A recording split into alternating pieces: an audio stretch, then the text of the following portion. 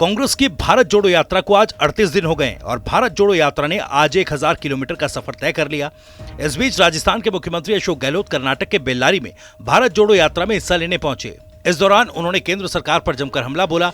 इसके अलावा सीएम गहलोत ने कहा कि जिस तरह ये लोग पूरे देश में तनाव, हिंसा, सांप्रदायिकता का माहौल बना रहे हैं, ये देश बर्दाश्त नहीं करेगा। वहीं राहुल गांधी का संदेश है कि आपस में भाईचारा हो, सभी राज्यों, वर्गों और धर्मों में प्यार मोहब्बत की राजनीति हो और सद्भावना का माहौल बने। राजस्थान में विधानसभा चुनाव नजदीक आते ही पूर्व मुख्यमंत्री और बीजेपी की राष्ट्रीय उपाध्यक्ष वसुंधरा राजे भी एक्टिव मोड में आ चुकी हैं। बता दें कि वसुंधरा राजे देव दर्शन यात्रा के बहाने अपना शक्ति प्रदर्शन भी कर रही हैं। हाल ही में बांसवाड़ा, सिरोही, जालौर, पाली, बीकानेर, चुरू धार्मिक स्थानों का दौरा करने के बाद पूर्व मुख्यमंत्री वसुंधरा राजे अब झुंझुनू के उदयपुर वाटी और जयपुर के विराटनगर क्षेत्र के दौरे पर हैं। राजे को यात्रा के दौरान भारी जन समर्थन मिल रहा है और बीजेपी कार्यकर्ता उनका स्वागत कर रहे हैं।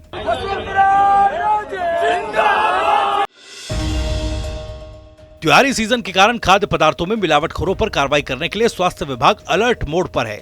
इसी बीच स्वास्थ्य विभाग की टीम ने फड़ बाजार में एक घी की दुकान पर कार्रवाई की। बता दें कि इस घी की दुकान से 426 लीटर घी सीज किया गया।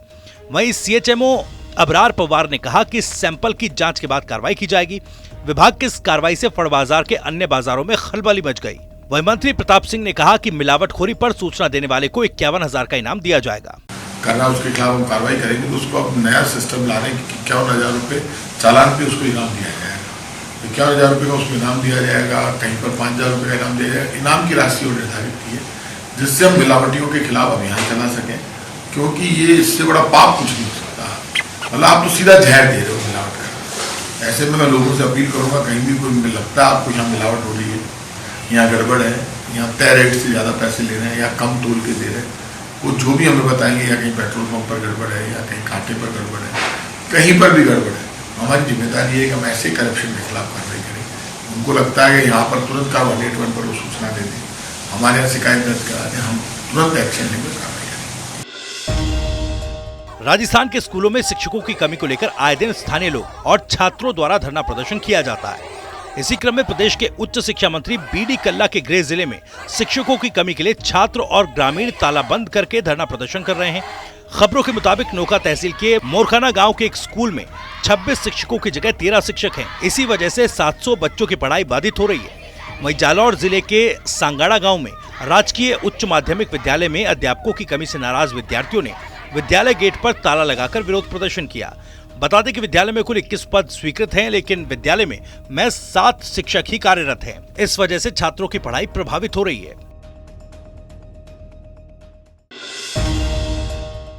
राजस्थान लोक सेवा आयोग अजमेर द्वारा प्राध्यापक माध्यमिक शिक्षा बोर्ड विभाग की प्रतियोगी परीक्षा भरतपुर में आयोजित की गई। इस प्रतियोगी परीक्षा में 17,872 परीक्षार्थियों ने फॉर्म भरे थे, जिसमें से 12,277 प्रतिभागी परीक्षा में शामिल रहे। वहीं परीक्षा केंद्रों पर परीक्षार्थियों की लंबी लंबी कतारें देखी गई और सघन जांच के बाद उन्हें परीक्षा केंद्र में प्रवेश मिला। इसके अलावा केंद्रों पर सुरक्षा के पूर्ण इंतजाम के साथ फ्लाइंग टीमों को भी तैनात किया गया था।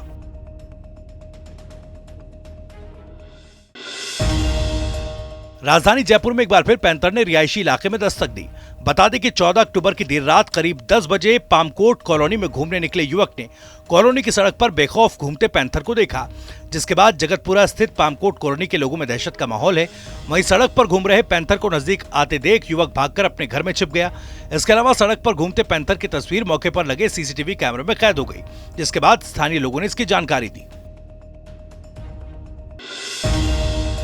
अहमदाबाद में 3 दिवसीय प्रवासी गुजराती पर्व 2022 का आगाज हो चुका है। गुजराती प्रवासी भारतीय सम्मेलन में पीएम मोदी का संदेश पढ़ा गया। कार्यक्रम में कई बड़ी हस्तियों ने शिरकत की। इस सम्मेलन में 20 से ज्यादा देशों और 18 राज्यों के करीब 2,500 गुजराती शिरकत कर रहे हैं। बता दें कि प्रवासी गुजराती पर्व 2022 15 से 17 अक्टूबर तक चलेगा। તેમણે આઈના માટે ટીવી9 નેટવર્ક માટે અને અહીંયા પધારેલા સૌ કોઈ માટે એક સુંદર મજાનો મેસેજ મોકલ્યો છે. આપને આ મેસેજ વાંચી સંભળાવીશ. પીએમ નરેન્દ્રભાઈ મોદીનો મેસેજ. ગુજરાત એક ખમીરબંધી ધરા અને એક સાહસિકો આ ધરતીએ દેશ અને દુનિયાને આપ્યા. આજે કોઈ દેશ એવો નથી જ્યાં ગુજરાતીએ ડંકો ન વગાડ્યો. ક્ષેત્ર કોઈ પણ હોય, ગુજરાતી હંમેશા અવ્વલ હોય. જ્યાં જ્યાં વસે ગુજરાતી ત્યાં ત્યાં સદાકાળ ગુજરાત. આ વાતને વિદેશની ધરતી પર સાર્થક કરી બતાવી છે અનેક ગુજરાતીઓએ. આવા સફળ ગુજરાતીઓને એક મંચ પર લાવવાનો ભગીરથ પ્રયાસ કર્યો છે આઈના અને TV9 નેટવર્કે. કાર્યક્રમમાં ઉપસ્થિત BAPSના રમવિહારી સ્વામી, દુબઈના પેટ્રોકિંગ કહેવાતા યોગેશ મહેતા, ઉદ્યોગપતિઓ, આ તમામનું સ્વાગત અને આ કાર્યક્રમની શુભેચ્છા વ્યક્ત કરું છું. તો તાળીઓથી સ્વાગત કરીએ, વધાવી લઈએ PM નરેન્દ્ર મોદીના આ સંદેશને, જેમણે હંમેશા अपना प्रवासी गुजरातियों भारतीयों दरकार करी है. अहमदाबाद में शुरू हुए 3 दिवसीय प्रवासी गुजराती पर्व 2022 कार्यक्रम में केंद्रीय गृह मंत्री अमित शाह शामिल हुए. इस मौके पर अमित शाह ने कहा कि देश आजादी का अमृत महोत्सव मना रहा है. आजादी के शताब्दी वर्ष को अमृतकाल की तरह मनाने का संकल्प लें.